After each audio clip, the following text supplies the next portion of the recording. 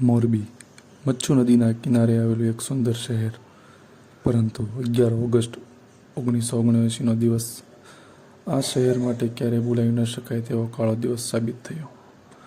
મચ્છુ નદી પર બનેલો મચ્છુ 2 ડેમ, જેનો ઉદ્દેશ હતો પાણીનો સંચય, ખેતી માટે સિંચાઈ અને મોરબી શહેરને પાણી પૂરું પાડવું, પરંતુ એક નાની ત્રુટિએ લાખો જીવન રડાવી દીધા. તે દિવસે બપોરે લગભગ 3 વાગે ડેમનો દરવાજો અચાનક તૂટી ગયો.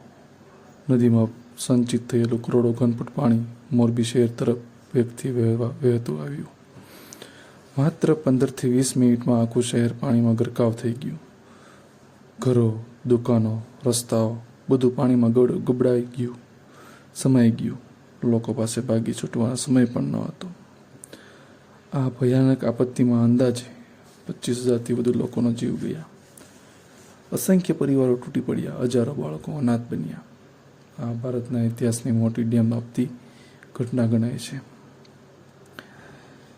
બચાવ કાર્યમાં સેનાએ, સ્થાનિક સ્વયંસેવકોએ અને અનેક સંસ્થાઓએ